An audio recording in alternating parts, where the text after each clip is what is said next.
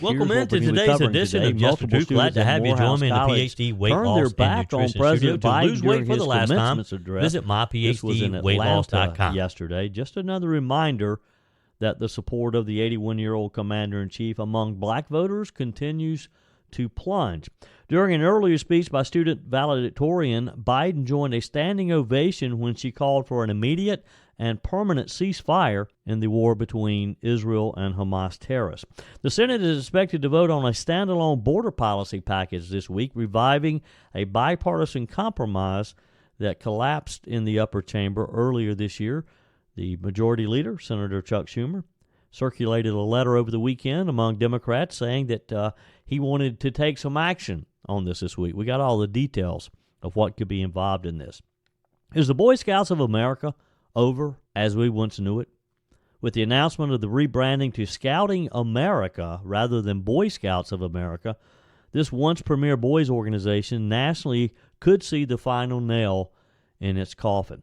And a Kentucky inmate in the same jail as the one where world number one golfer Scottie Scheffler found himself on Friday reveals what Mr. Scheffler thought of the unexpected arrest. I told you we'd be back. And ye shall know the truth, and the truth shall make you free. It's Joey Hudson. I wanted to name it the Joey Hudson bill, but, they don't allow you to put names on bills. But I wanted to call it the Joey Hudson bill because I know that one's been near and dear to you for a number of years. That's how it's done. Let your voice be heard. And the truth shall set you free. Here's Joey Hudson. Let's start with Joe Biden in Atlanta over the weekend. Multiple students at Morehouse College turned their back on the president during his commencement address. This was yesterday. Biden's speech at the historic black all-male college marked the first time that he has set foot on campus since mass anti-Israel protests have erupted in schools across the country over the past few months. He repeated the story that he often does of his promise to his dying son, Beau Biden, that he would stay involved in politics when the young Biden passed away. The trail of broken promises still leave black communities behind. What is democracy? You have to be 10 times better than anyone else to get a fair shot. And most of all, what does it mean, as we've heard before, to be a black man who loves his country, even if it doesn't love him back in equal measure?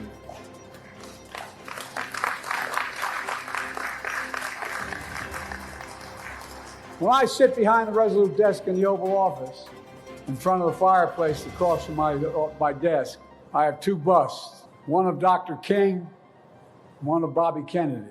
I often find myself looking at those busts, making decisions.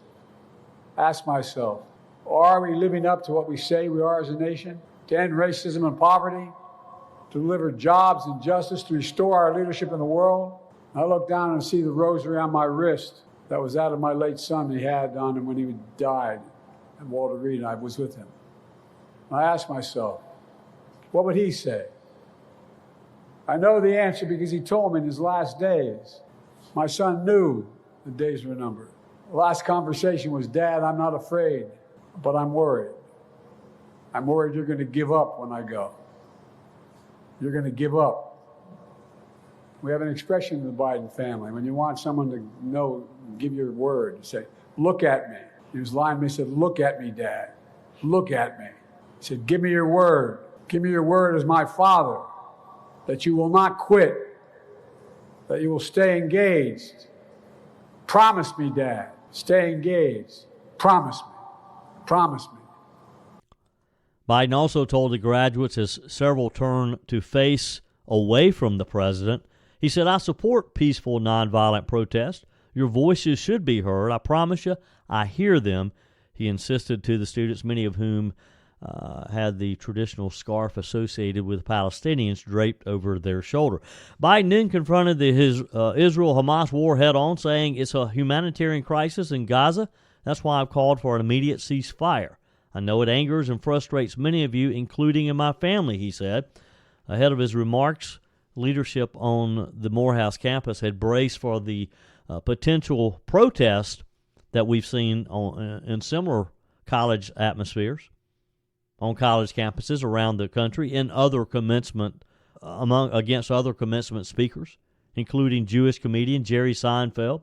Some Morehouse alumni also circulated an online letter condemning administrators for even inviting Joe Biden. The letter claimed that the president's approach to Israel amounted to support of genocide in Gaza and flies in the face of the pacifism preached by Martin Luther King Jr., Morehouse's most famous graduate. Several faculty members also reportedly vowed not to attend the commencement address. Just before Biden's address, Morehouse valedictorian D'Angelo Fletcher, wearing a Palestinian flag pin, called for an immediate and permanent ceasefire in the Gaza Strip, prompting a standing ovation. Biden, who had previously told Israeli Prime Minister Benjamin Netanyahu that an immediate ceasefire is essential to protect innocent civilians, joined in the student standing ovation. He said during his address, "What's happening in Gaza and Israel is heartbreaking. Innocent Palestinians caught in the middle of all this, men, women, and children killed or displaced." He said, "It's a humanitarian crisis. That's why I've called for an immediate ceasefire." Of course, he didn't speak about the horrific acts of terrorism that the Hamas terrorists brought on to, for example, that group of young people, could have been any of these Morehouse students who was at the music festival in Israel when the terrorists came across the border. He didn't speak about some of the innocent family and the innocent children who were slaughtered by Hamas terrorists in the kibbutz that was first attacked on October the 7th. The president also highlighted his aspirations for locking down a deal on a two-state solution between the Israelis and Palestinians. Biden's address to Morehouse comes, of course, as polls suggest that he's losing support among black voters. A recent survey conducted by Pew Research found that only a slim majority, 55% of black voters, approve of the president's job performance. That's why he was pandering in Atlanta yesterday. That's why his staff arranged for this commencement speech to take place. He's trying to send a signal to the black community that he still supports them. They're not buying it, I don't think.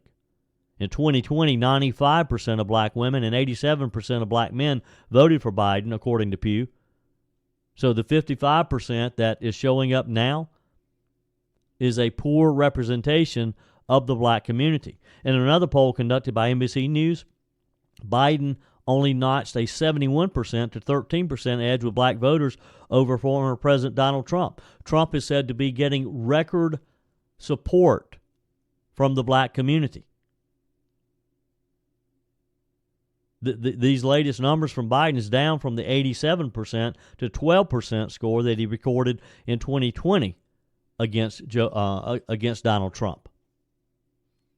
In a bid to try to win back some support, Biden used his commencement address to promote his advocacy for black America, such as his recent push for $16 billion in fresh funding for historically black colleges and universities, and his appointment of Ketanji Brown Jackson to the U.S. Supreme Court. At one point, he invoked George Floyd. I mean, he pulled out all the stops. Floyd, of course, murdered in Minneapolis by a white police officer, which set off the fiery protests that we watched burn and destroy cities across our country. The president then told the graduating students that American democracy has failed the black community. Biden vowed to call out the poison of white supremacy and root out systemic racism. But that's the magic of Morehouse. That's the magic of America. But let's be clear. What happens to you and your family when old ghosts in new garments seize power? Extremists come for the freedoms you thought belonged to you and everyone. Today in Georgia, they won't allow water to be available to you while you wait in line to vote in an election. What in the hell is that all about? I'm serious. Think about it. And then the constant attacks on black election workers who count your vote. Insurrectionists who storm the Capitol with Confederate flags are called patriots by some. Not in my house.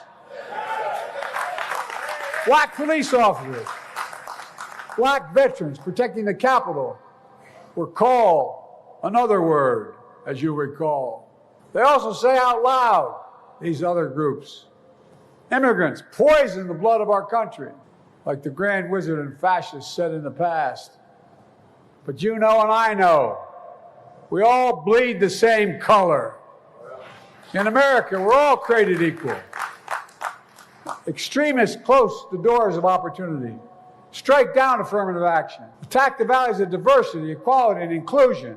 Joe Biden in his commencement speech at Morehouse yesterday, of course, the part about Georgia not allowing water in long lines of voting, totally untrue. Joe Biden was called out on that. But that's your president, Joe Biden, President of the United States. Hope you'll join the conversation today. 864-477-JOEY, 864-477-5639. Send your comments to the Furman Ford text line. You can leave a quick voice message, and your emails are always welcome, joey@joeyhudson.com. Soon going to be 4 years ago that I started my journey with PhD weight loss and nutrition. I lost 30 pounds pretty quickly, I might add, and I've been able to maintain that for almost 4 years now. It'll be 4 years coming up in July. If this is the year that you have decided that you're going to get healthy, that you're going to lose that weight, that visceral fat that's so damaging around your waist, then now's the time to start. Let me encourage you to make that call today. 864-252-4925. Set up your initial consultation with PhD Weight Loss and Nutritionist. Boy, am I glad that I met Dr. Ashley Lucas 4 years ago and that she got me on the right path to getting healthy. You're going to be able to do things that you may have thought you'd never be able to do again. Play with the kids, the grandkids, be able to hike and walk and maybe play a full 18-round hole of golf and be able to do it and not get so winded. Because when you take that excess weight off, you're just going to feel better. You're going to be able to focus. You're going to be able to sleep better. Your overall health is just going to be improved. 864-252-4925. Call, set up your initial consultation. Find them online at myphdweightloss.com. PhD Weight Loss and Nutrition, the official partner of the Clemson Tigers. Is Boy Scouts of America over as we once knew it? With the announcement of the rebranding of Scouting America, the once premier boys organization nationally could see potentially the final nail in the coffin. Some families are already eyeing other faith-based alternatives to the Boy Scouts, soon to be rebranded Scouting America, as some say the organization has left its founding mission behind. Matt Markings, president and CEO of faith-based organization Awana, told Fox and Friends over the weekend that the progressive visions of some of the traditional organizations like Scouting will be their eventual demise. Well, when you lose your sense of rootedness, we have a saying in our organization that Awana is rooted in Scripture, centered on the gospel, and we're never going to move 1 inch off of that. So anytime organizations lose their rootedness, and especially if we chase these progressive visions, we end up waking up in a world that's really hard to recognize and very difficult to navigate. And I think that's what's happening to some of these organizations. The Boy Scouts of America, known as BSA, reemerged on the news scene recently after announcing plans that it was going to, quote, rebrand to Scouting America starting next year. It was far from the first controversial change. However, we've been watching the demise of this great boys organization for many years now. Its prior decisions to allow, for example, openly gay scout leaders and members, as well as girls and transgender youth to join, also sparked backlash among some, but have been openly supported by others. The organization's name change is its most recent shift towards so-called inclusivity. In the meantime, numbers reported by the Associated Press indicate that there is a sharp drop-off in membership, falling to 1.12 million last year from the 1.97 million in 2019. The Boy Scouts of America president and CEO Roger Crone said prior to the name change that the goal is to reduce as many barriers as possible to ensure everyone can accept the organization and join. But don't you think by doing this, by opening, by broadening the organization's mission, don't you think it loses some of its appeal? Now, I was never in Scouts. It's probably one of those things that I kind of regret that my mom and dad did not encourage me to be in scouting. It was just one of those things at that particular time I didn't have time for. It just wasn't practical for me at the time. My mom and dad both worked. Quite often I would leave school and go stay with my grandmother until one of my parents picked me up, and scouting just never was something that I was able to be involved in. But it's sad because I have a lot of friends who were in scouts. I've known a number of people over the years who got that coveted Eagle Scouting designation, the Eagle Scout, which they worked long, hard hours to achieve. And it's quite the accomplishment, by the way. A lot of great leaders over the years have been Eagle Scouts. But some of the other organizations that you might want to consider, if you have kids or grandkids who would like to be in scouting, but maybe this new organization, maybe Scouting America, is not the right organization for them. Some of the others, as Matt Markin, the CEO of the faith-based organization Awana, maybe you take a look at them. Awana has been around for 74 years, and it is growing according to Markins. On a global scale, it operates in 135 countries. Markins stressed his organization wants to prepare children with a lifetime faith and equip them to thrive in life. Now these are things that I get excited about. When you have an organization who wants to prepare young people, who wants to encourage them to build their faith, that's the type of organization that we need. Of course, another faith-based alternative is Trail Life USA. They're a great organization as well. They're a fairly new organization, founded in 2013. They aim to teach young boys how to handle real-world challenges while learning outdoor skills and also bolstering their faith. So you've got a couple of good alternatives there. But I love what Mr. Markins again told Fox and Friends over the weekend about the mission of Awana, building this lifetime faith and equipping these young men to thrive while depending on their faith. Oh, our mission is to equip leaders to reach kids with the gospel and to engage them in lifelong discipleship. So what does every parent want? Parents want their kids to have a thriving future. And so I think over the last few years, we've gotten more and more visibility into organizations, what they're doing. And sometimes we become quite alarmed. And so we help come alongside of parents, churches, coaches, and mentors and help them to shape children and youth with lifetime faith that's going to help them be resilient in the future and to be able to thrive no matter their cultural context. Now, that is something I could get excited about. There was an opinion piece over the weekend, too, that I happened to see in conjunction with some of the reporting. A guy named Ryan Teague, who describes himself as an Eagle Scout, someone who had spent a lot of his time as a young man in scouting, he told the Associated Press, it sends this really strong message to everyone in America that they can come to this program, they can bring their authentic self, they can also be who they are, and they can be welcomed here. He was, of course, talking about the new rebranded scouting program. He talked about some of the changes that had taken place. Like in 2014, the Boy Scouts lifted their ban on gay scouts. In 2015, it ended the ban on openly gay leaders. In 2017, it allowed transgender boys to join. And in 2019, he talked about how it allowed girls to join their flagship program and earn the rank of Eagle Scout. Girls can also still choose Girl Scouts if they'd like, because they still have Girl Scouts, that organization.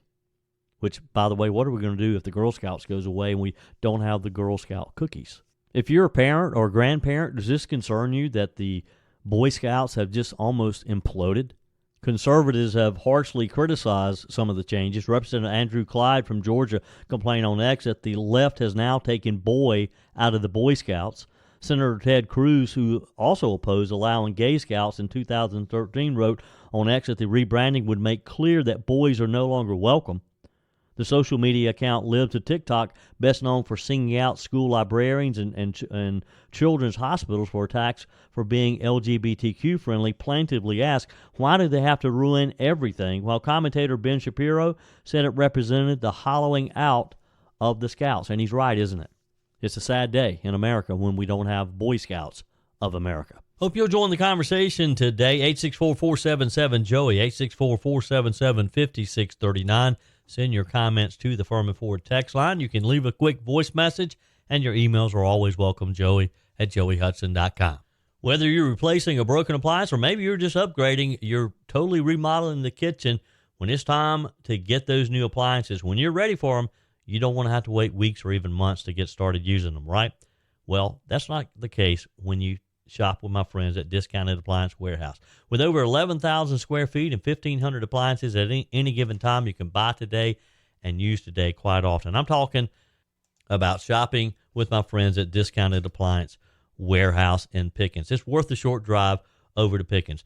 Jeff, Johnny, Kyle, the whole team over there, they'll take good care of you. They have an award-winning service department, expert installation, extended warranties, and at Discounted Appliance Warehouse, they treat you like family. You're more than just a credit card swipe to all the team over there. Discounted Appliance Warehouse, they're proud to offer Speed Queen, the only washer and dryers with manufacturer's warranties that cover parts and labor. You owe it to yourself if you're looking for a new appliance to head over to Pickens to Discounted Appliance Warehouse online at dawpickens.com, dawpickens.com. The U.S. Senate is expected to vote on a standalone border policy package this week, reviving a bipartisan compromise that just literally collapsed in the Senate earlier this year. Here's what we learned over the weekend. The move to take up the legislation, which again isn't expected to pass, comes as Joe Biden prepares to issue border-focused executive actions, we're told, that will almost certainly draw some ire from his progressive side of the party. In a letter to senators last night, Senate Majority Leader Chuck Schumer said he doesn't expect all Democrats to support the bill, which was originally negotiated by Senators Chris Murphy, Kirsten Sinema, and James Langford in an effort to garner some Republican support in hopes that it would pass. There are a lot of complex political calculations going on here, folks. The vote will force Democrats to go on the record on a critical issue ahead of the November election, which they want to do. But Biden has suddenly decided that he's very interested in trying to come up with a solution at our southern border when he's just ignored it for the last 3 years and allowed millions and millions of people to flood into our country. But now suddenly he wants to fix it. Suddenly he's very interested in what's happening at the border. Suddenly he even admits that there's a crisis at the border, so he's got to do something. And the Democrats who are in some of the hotly contested races who have a chance of potentially losing power come November, they too are anxious to try to appear to do something about it. So they're going to try to hammer out some of the details with the Republicans for the failing Biden administration, their failure to secure our southern border. Now, some Democrats contend that Biden could face blowback if his executive actions that he's expected to take lean too heavily on border crackdowns without including more positive trade-offs for immigrations. Schumer wrote in his letter, "We are hopeful this bipartisan proposal will bring serious-minded Republicans back to the table to advance this bipartisan solution for our border." Now, Chuck Schumer really doesn't think or doesn't want a solution here, nor does Joe Biden.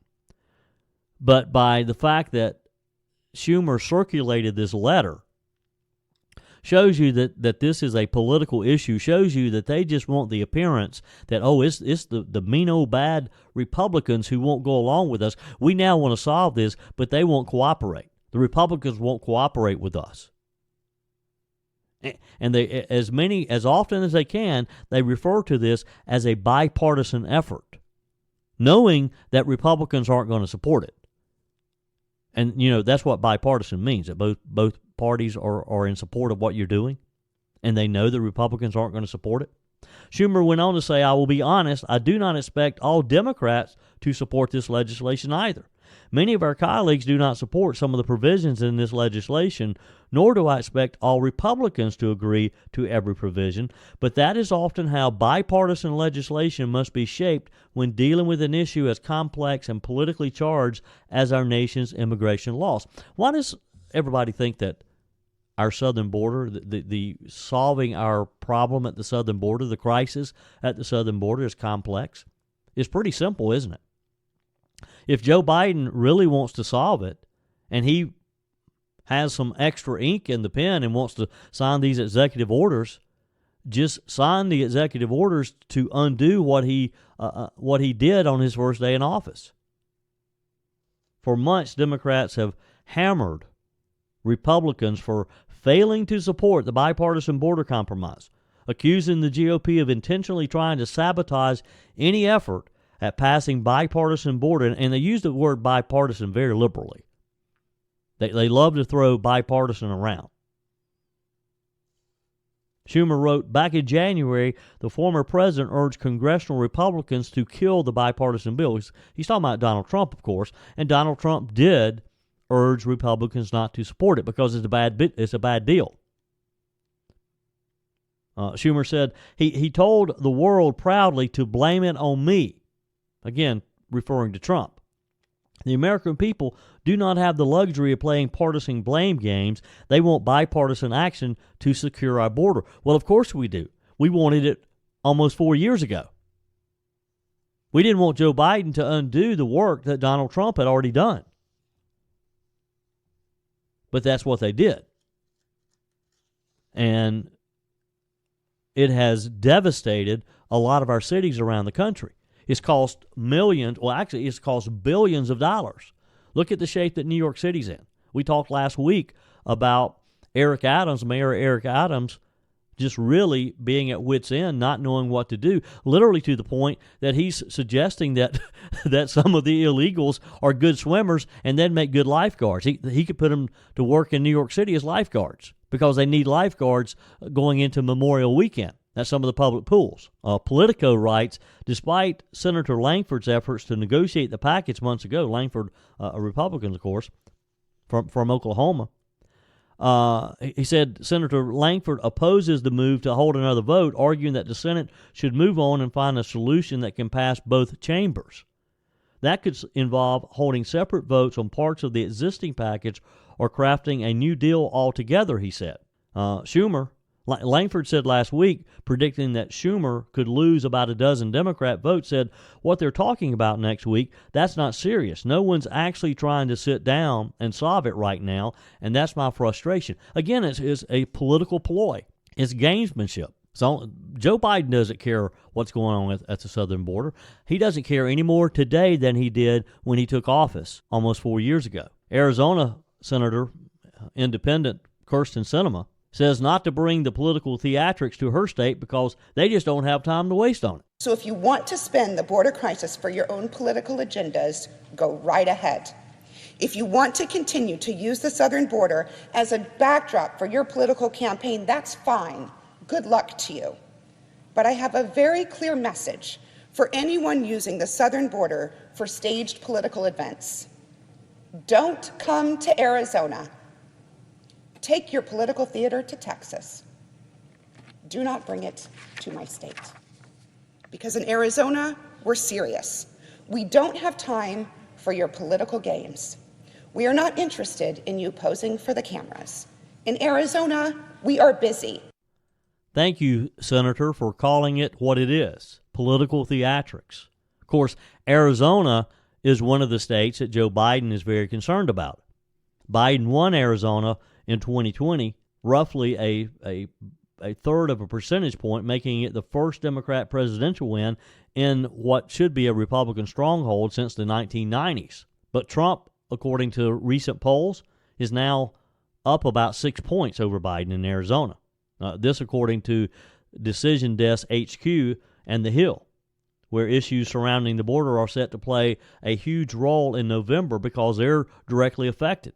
Meanwhile, Democrats are looking to the Grand Canyon state, where 11 electoral college votes are up for grabs, as one of several places where issues around reproductive rights could fuel turnout to boost the party. So they're going to try to distract people in Arizona with the abortion issue and try to get their minds off of immigration. I don't think it's going to work. You may recall the state just repealed their Civil War era near total abortion ban as their state legislature repealed this after their state Supreme Court allowed it to go into place. It basically did not allow abortions at all. Some of the other states, speaking of presidential politics, and Joe Biden suddenly interested in presidential politics because he knows that the American people are frustrated.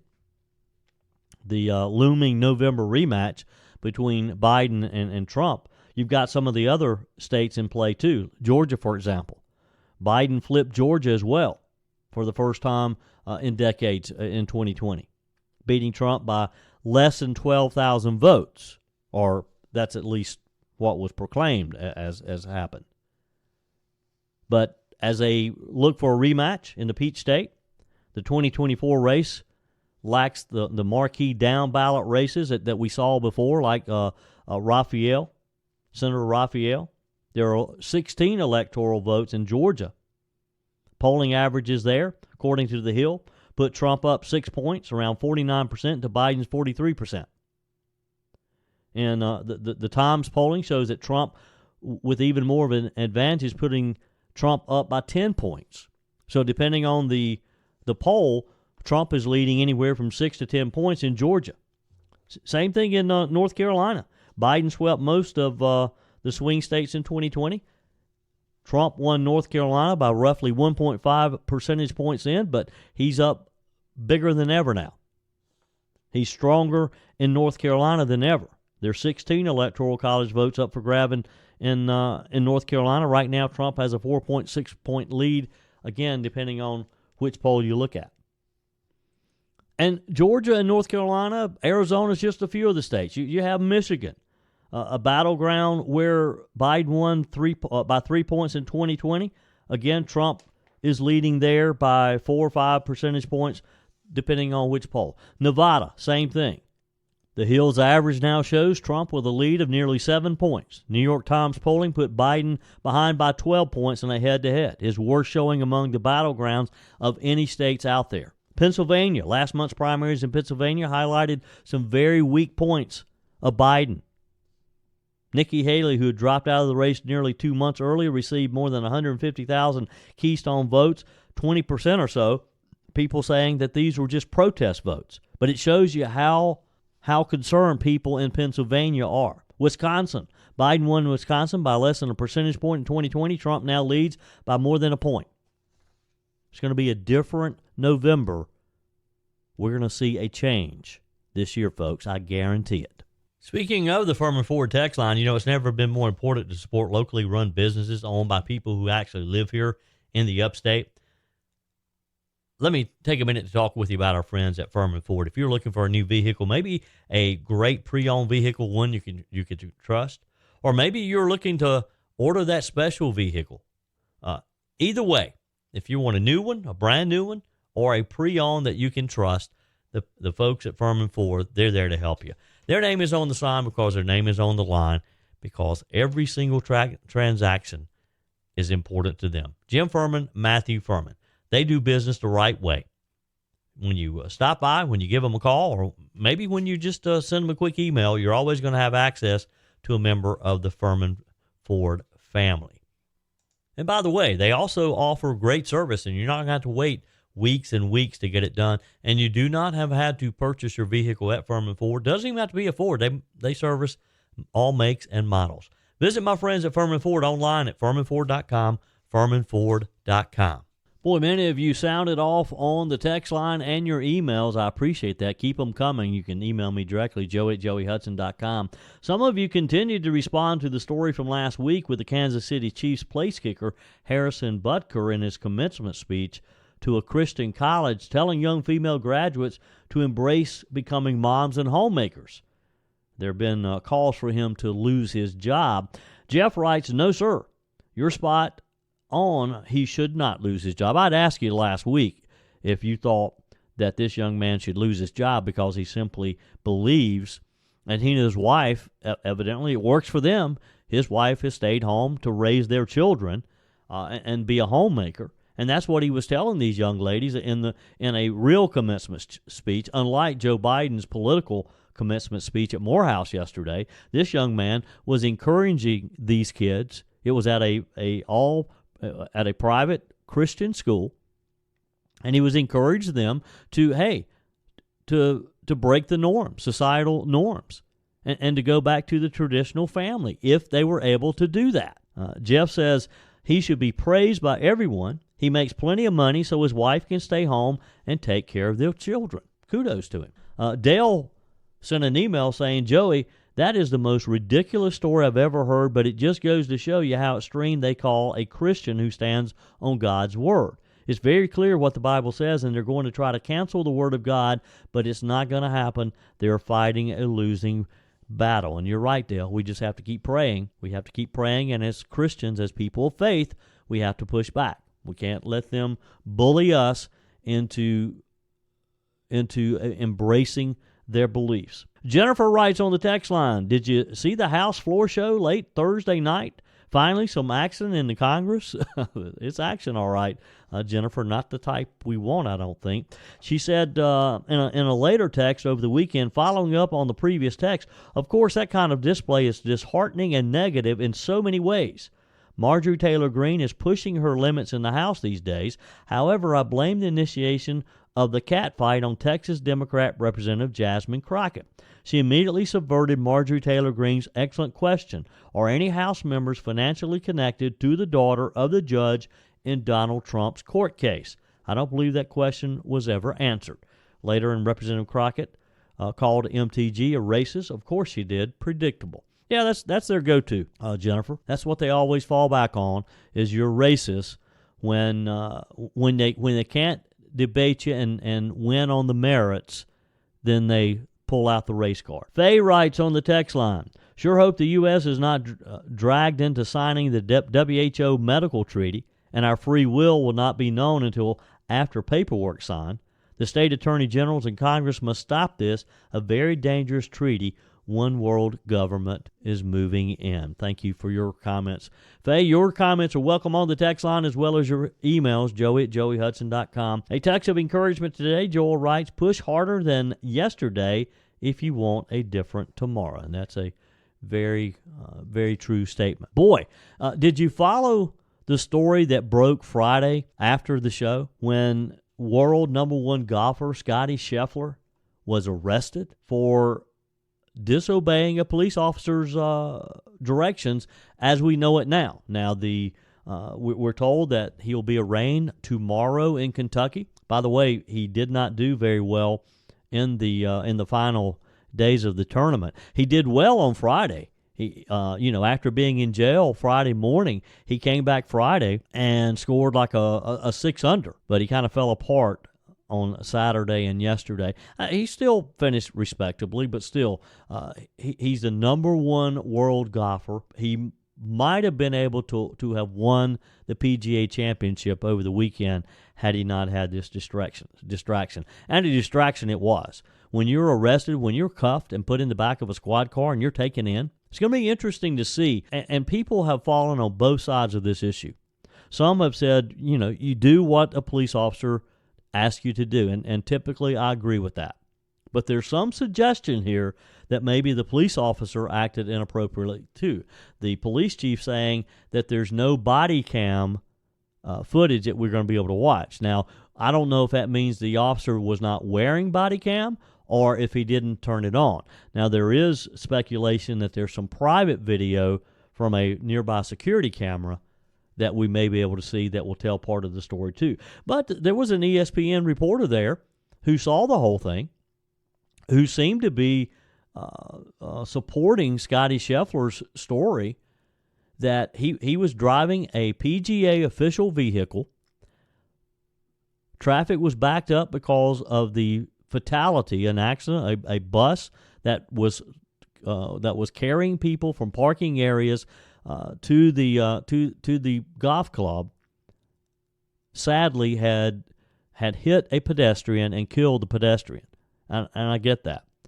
But Scheffler was trying to get to his tee time, and evidently thought that he could pull around and bypass the traffic. And this police officer was trying to tell him, no, you can't do that. And now, there's reports of the police officer saying that he attached himself to the vehicle. A lot of people said, why would you do that? Scheffler was pulling into the parking area right next to you. Just follow him into the parking area and give him a ticket if that's what you want to do, rather than grabbing hold of the vehicle and being very dramatic about it.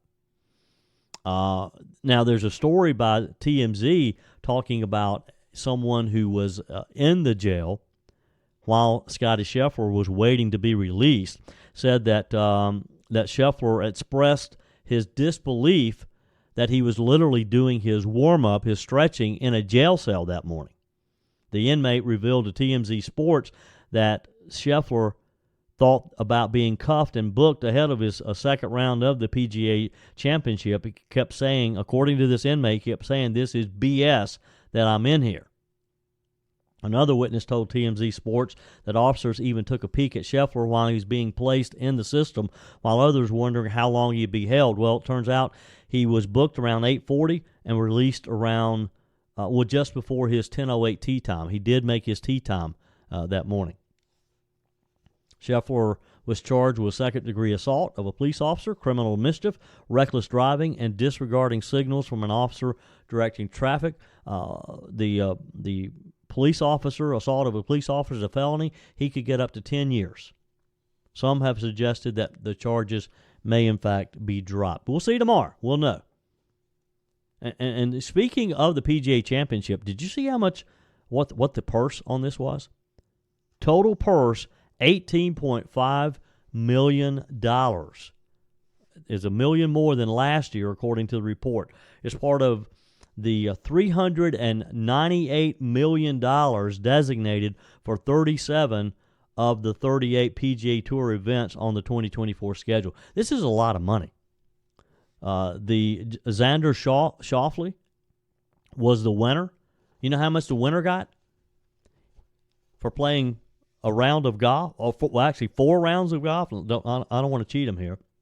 $3.3 million that young man received in a check for winning the PGA Championship. Number 2, $1,998,000. Third place, $1,258,000.